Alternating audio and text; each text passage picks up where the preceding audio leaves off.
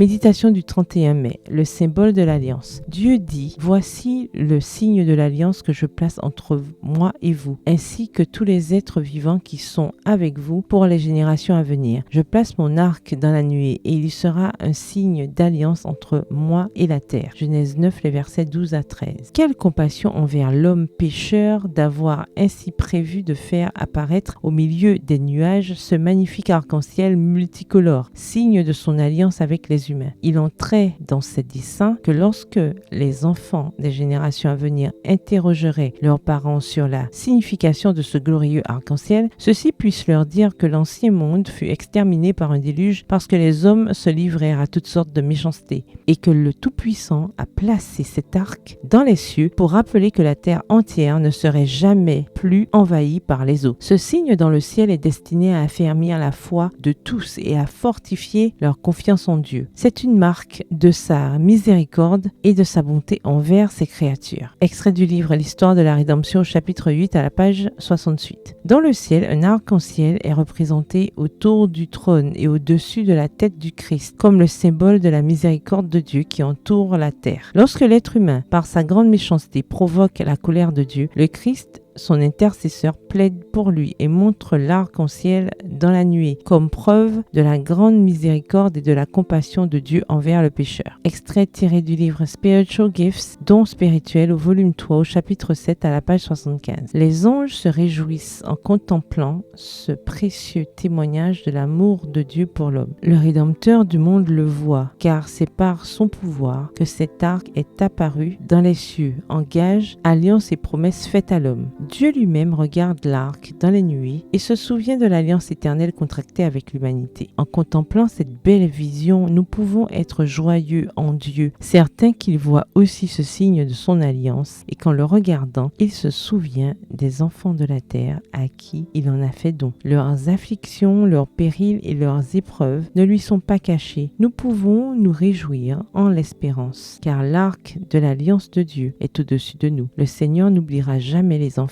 dont il a la charge. Extrait du livre Notre haute vocation, la lecture du 4 novembre à la page 316. Bonne soirée, que l'Éternel vous bénisse.